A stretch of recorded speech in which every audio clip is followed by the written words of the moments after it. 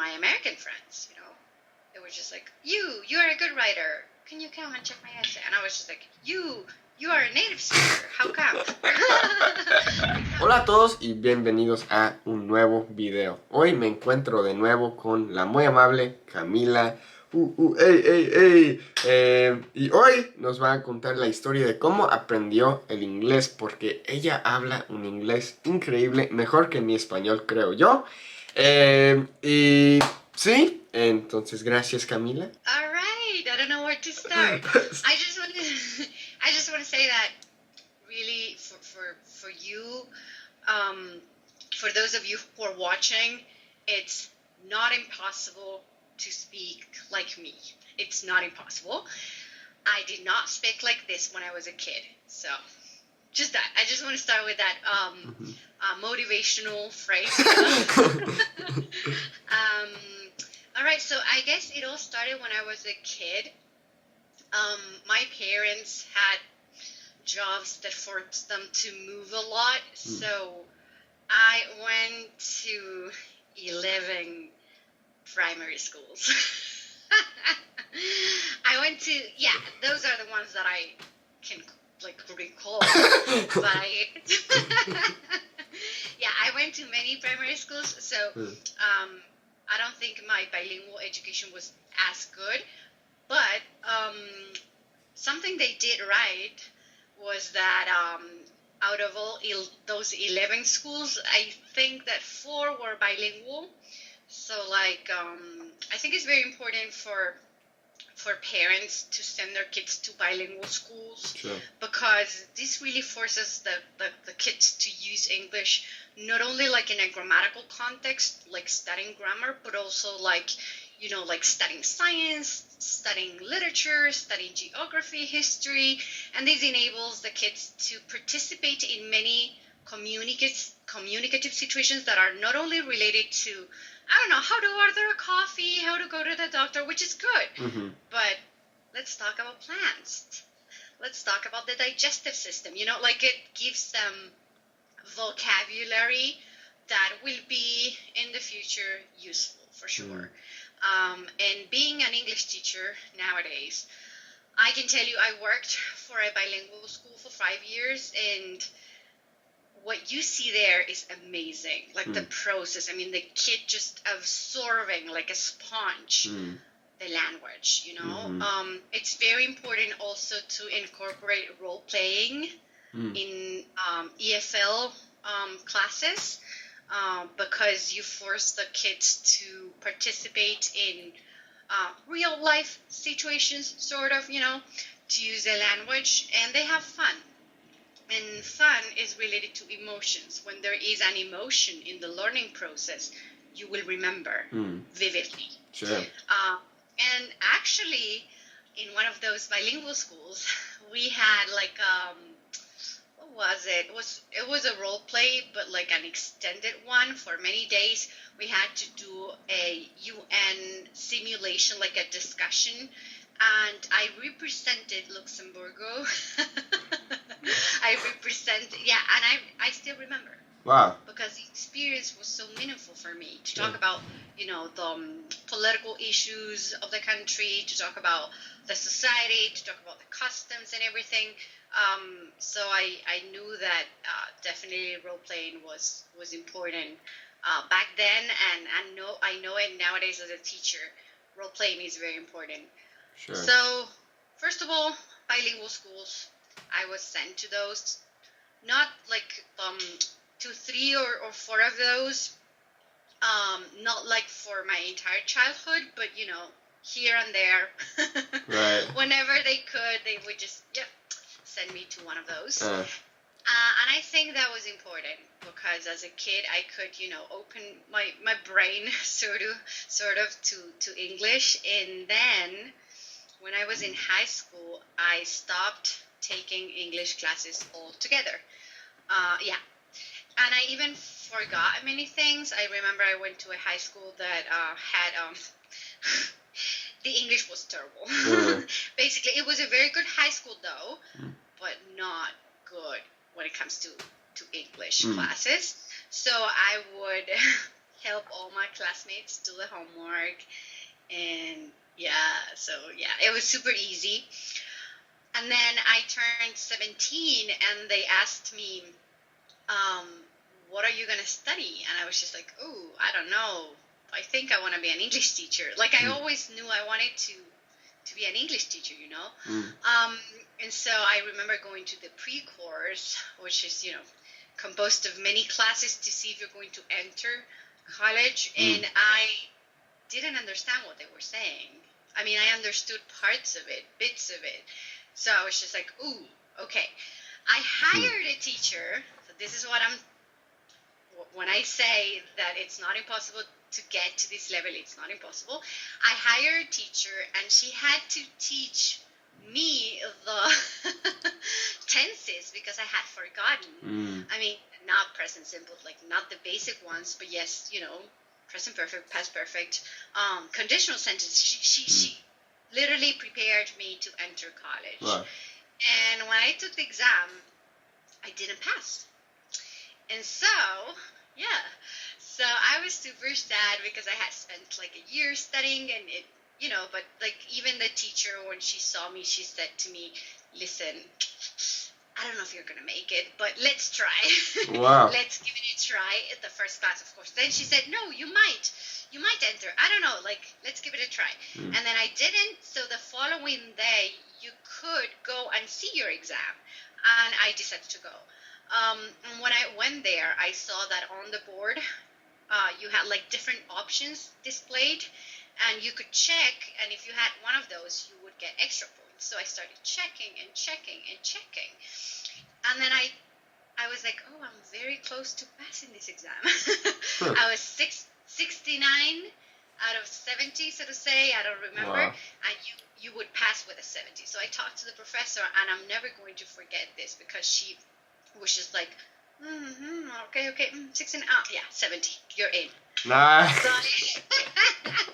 So I entered university, and of course you can imagine my first year was hard because everybody there had gone to English institutes. They had studied. In my family, that was not possible. That was very expensive, so we couldn't at that time do it. So it was very difficult, but I really set my mind to do it, and so I would study every afternoon, like 3 to 5 hours a day. I would study phonetics, phonology, grammar. The teacher training college here in English teacher training college here in Mendoza is very strict and very good. So they really make sure that if you are going to pass a subject like an exam, they really make sure you are prepared for the next level. And so it was hard for me. It was hard. Yeah. But then I became a good student. I guess I was always a good student, very dedicated. So the second year I was a little bit more relaxed. I could start speaking more. I felt more confident. So I decided to join a group called Conversational Partners. And basically here what we did was meet people from, especially from the United States, UC Davis. Oh, cool. Yeah. And we would speak for 1 hour in English and for another hour in Spanish. And I would religiously go every Wednesday to that cafe. Awesome. And that helped me wonders. Like, it was great. So then I decided to exchange numbers with them. So we started meeting almost daily, I want to say. Like, I made many, many friends. And that is point number 2. Speaking to native speakers of English helps a lot. You know, having friends, feeling emotions in the other language, you know, in the foreign language. Feeling emotions, being part of dialogues, being part of jokes. So all of a sudden I started dreaming in English, and I started making jokes in English, and I started understanding the jokes and the irony of English.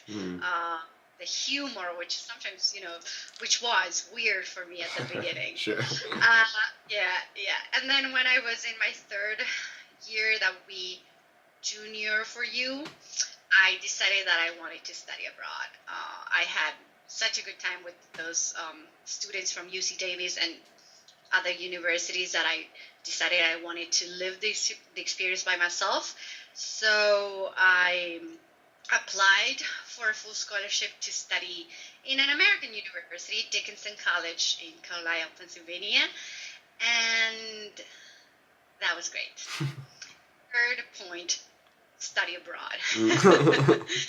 And even there, of course, as in all the universities, you have people from all over the world. And yes, you will have people who speak Spanish, and I loved them, but I tried to be with people who spoke in English most of the time, because I was there to learn and to become more fluent. But even before going, like, I took full advantage of my friends from the States so that I could practice even before going, so that I could have tons of practice. Even when I arrived, people would be like, "Oh, your English is very good." Awesome. And I was like, I don't want people telling me this, because this means if they tell me it's very good, then okay, it's very good for you, like it's not native like. And then I sort of, that's impossible.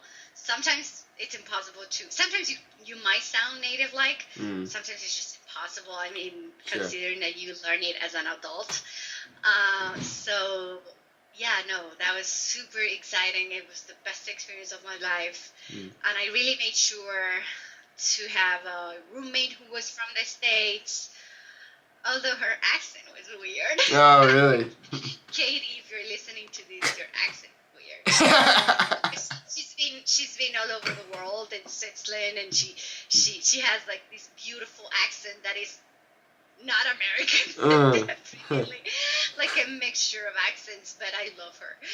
And yeah, so I made many friends, I traveled, I made sure to enjoy the experience, and that was great. And when I came back, I was afraid I might lose my English, but honestly, I don't feel like I have, because being a teacher at a bilingual school and then teaching my classes, like teaching Spanish to, for example, American students, has really helped me to, sort of maintain the level, going back to this idea of talking to, like speaking in English to native speakers of the language. Sure. That's very important, making sure that you have that practice daily, I want to say. Sometimes I feel like I speak in English better than I do in Spanish. Because I'm like, some days of my life I speak more English than Spanish. And that's because I teach Spanish to beginners, and when you teach to beginners, they really ask you to teach the class in English at the beginning and sort of include some words or phrases in Spanish, and then more advanced levels, yes, I speak in Spanish more. Sure. So yeah, I feel like it's a mixture of everything. I don't know. Also determination. You have to be very determined. Sure. I feel like nowadays, I'm not against this. Learning should be fun. Sure. But I feel like nowadays learning a language can be so relaxed that it's great, but you're not going to get to I feel like you're not going to get to a very advanced and polished level. Sure. You need to sit down and study. Yeah, I agree with you. I feel the same way, because, like, for example, like Duolingo is so popular, or apps like that. But, like, it's really interesting, because, honestly, I see myself in you in the sense that, like, I also learned Spanish kind of in a school setting, like in a more academic setting. But then you got a lot better by having conversations with native English speakers, just like I got a lot better by having conversations with native Spanish speakers. So it's, I don't know, I think that's interesting, because it's like you need to learn the grammar so that you know how to formulate sentences and know how to, like, navigate the language. But then you also need to be using the language to hone those skills. Yeah, exactly. It's like a mixture of things. I feel like both are important. Nowadays, also, I see a lot of people using these apps, which are fantastic, like Tandem, apps that allow you to meet people from all over the world and have conversations. And I feel that that's great if you just want to learn how to speak. But if you really want your language to be polished, to be native-like, I feel like there's much more to do.